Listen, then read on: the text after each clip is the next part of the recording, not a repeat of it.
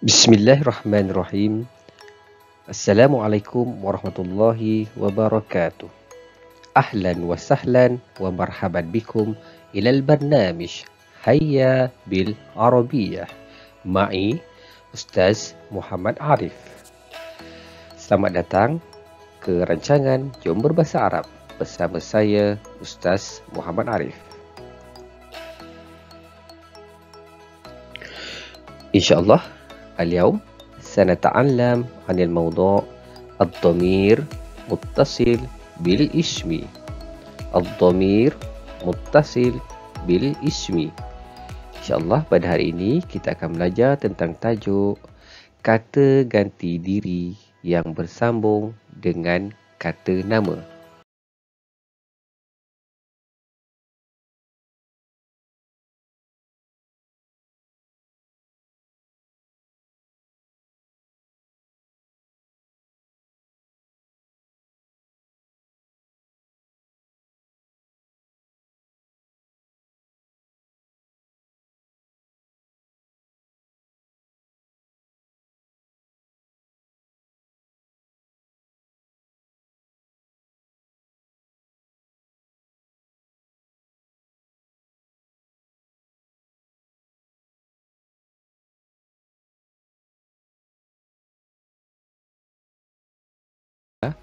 Membawa maksud dia untuk perempuan.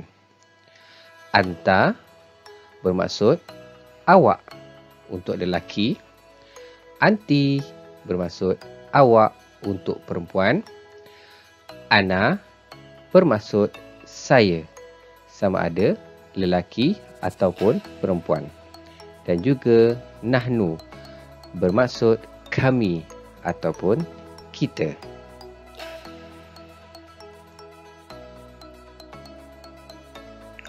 Ad-dhamiru ataupun kata ganti diri ataupun kata ganti nama diri boleh dibahagikan kepada dua bahagian.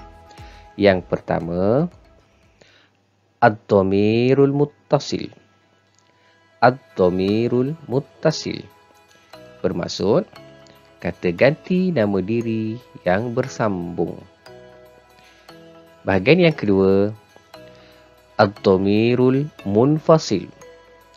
Ad-dhamirul munfasil iaitu kata ganti nama diri yang berpisah ataupun yang tidak bersambung. Ad-dhamirul munfasil telah pun kita pelajari dalam pelajaran kita yang lepas.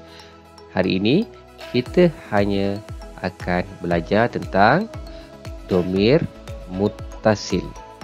Dhamir muttasil, kata ganti nama diri yang bersambung, sama ada bersambung dengan isim ataupun bersambung dengan fi'il. Hari ini kita hanya akan menyentuh tentang tajuk kata ganti nama diri yang bersambung dengan isim, iaitu bersambung dengan kata nama. Anak-anak boleh merujuk kepada buku teks muka surat 68. Baiklah anak-anak, cuba anak-anak perhatikan jadual ini. Perkataan yang Ustaz bulatkan dengan bulatan yang berwarna kuning, ini adalah dhamir, kata ganti nama diri. Ana, nahnu, anta, anti, huwa dan hiya. Jadi hari ini sebagaimana yang Ustaz beritahu sebelum ini, hanya 6 dhamir yang akan kita fokuskan pada kali ini.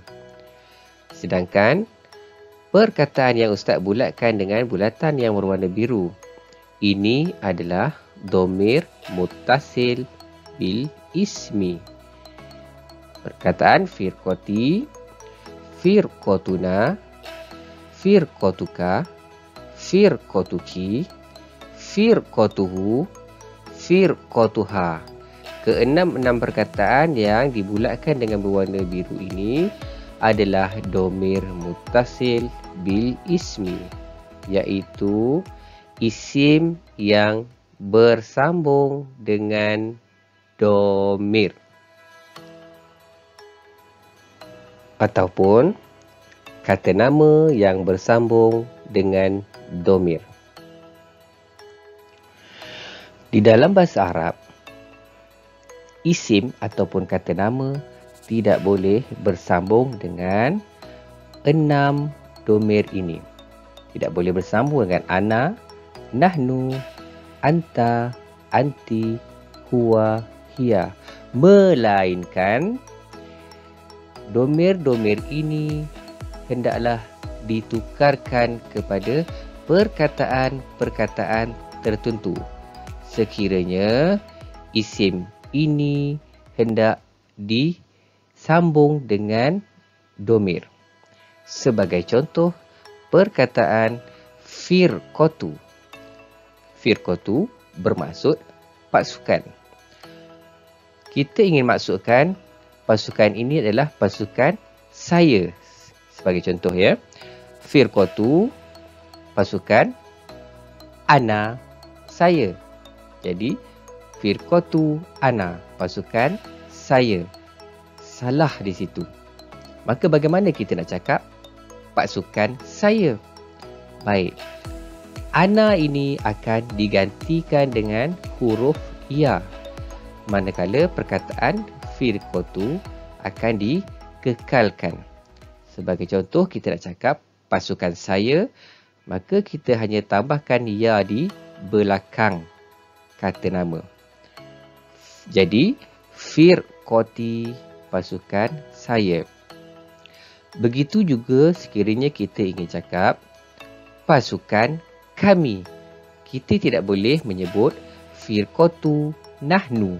Sebaliknya, domir nahnu hendaklah kita tukarkan kepada na.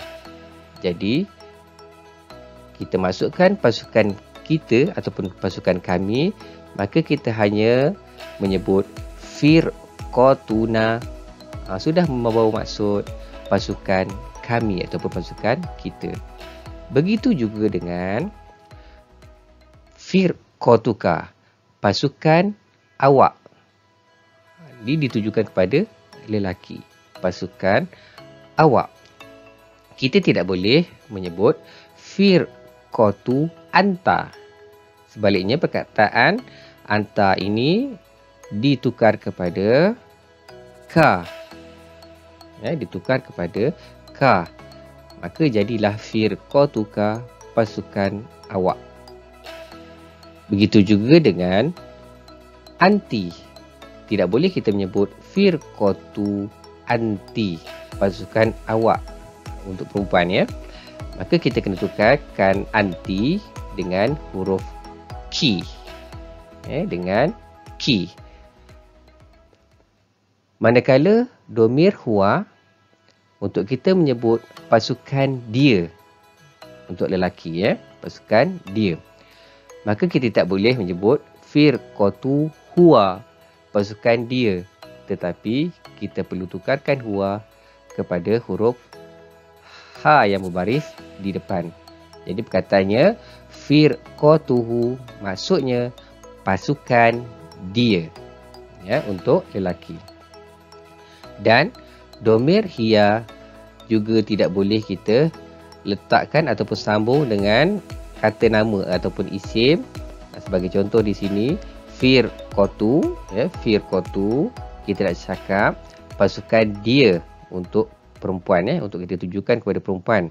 Maka kita kena tukarkan hiya, domir hiya ini menjadi ha. Jadi kita nak sebut firqatuha yang membawa maksud pasukan dia untuk perempuan. Boleh faham? Tak apa, nanti kita akan lihat contoh yang lain pada slide berikutnya.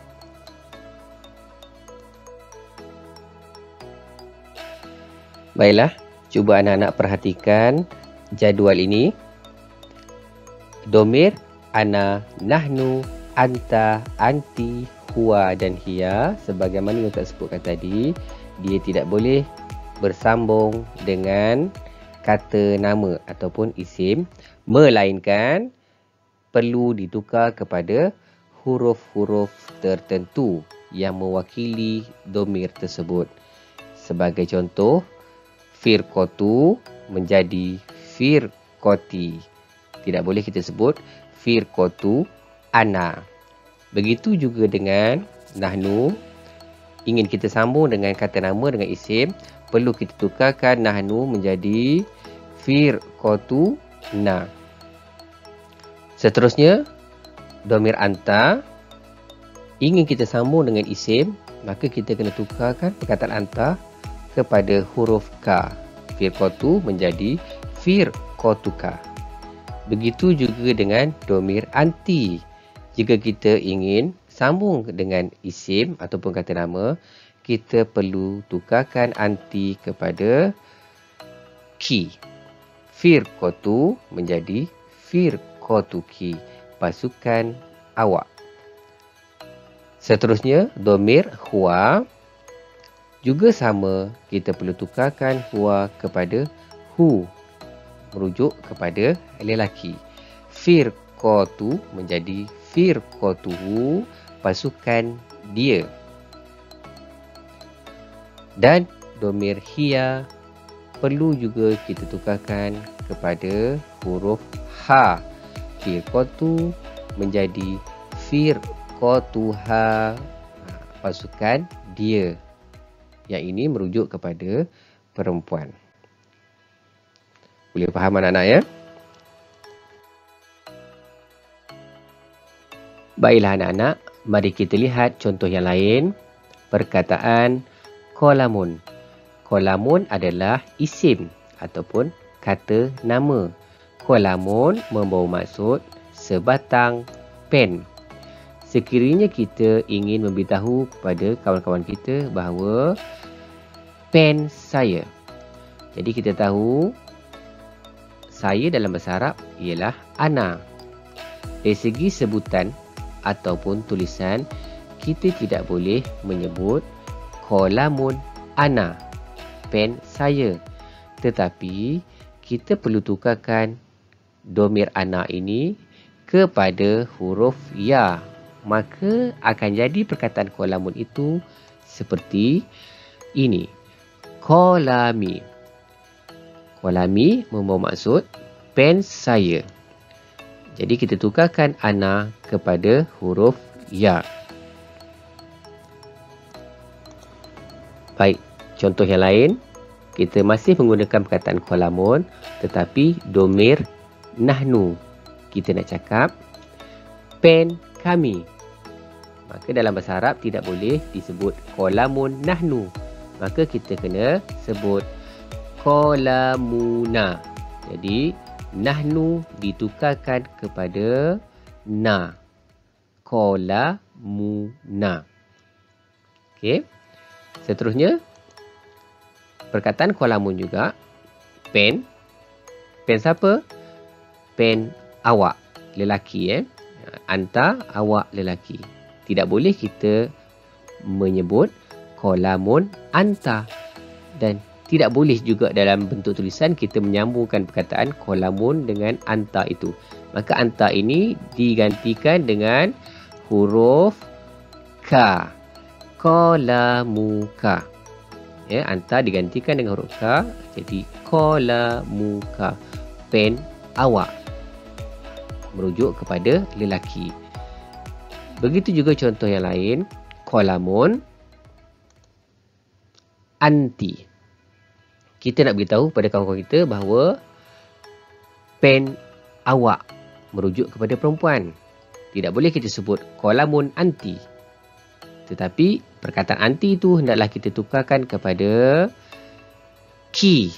Qalamuki, pen awak, merujuk kepada perempuan. Jelas di situ ya. Seterusnya, qalamun pen. Pen siapa? Pen dia, merujuk kepada lelaki. Tidak boleh kita menyebut qalamun huwa.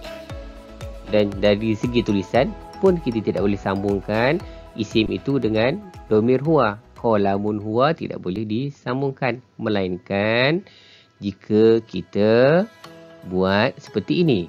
Qalamuhu. Huwa diganti dengan hu. pen dia, merujuk kepada lelaki. Kalau perempuan macam mana? Qalamun hiya. Dari segi pertuturan, tidak boleh kita menyebut qalamun hiya, pen dia. Tetapi kita perlu menukarkan menjadi perkataan qalamuha hiya diganti dengan ha. Jelas ya anak-anak? Begitu juga dengan kata-kata nama yang lain. Seperti kereta, pemadam, basikal. Semuanya kita menggunakan konsep yang sama. Lihat pada domir.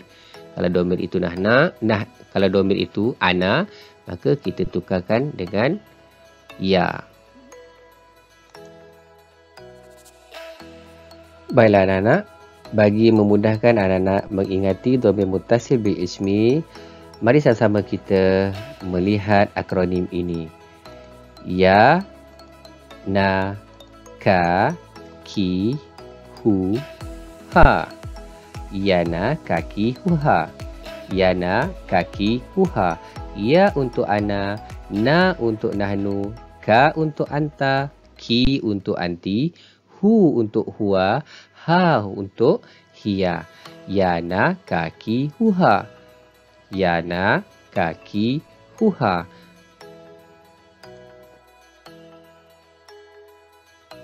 Baiklah anak-anak, cuba buat latihan ini.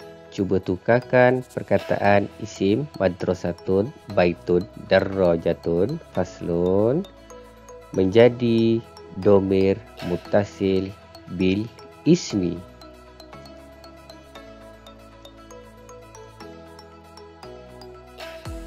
Tukarkan perkataan isim kitabun, maktabun, sayyaratun, hatifun menjadi domir muttasil bil ismi.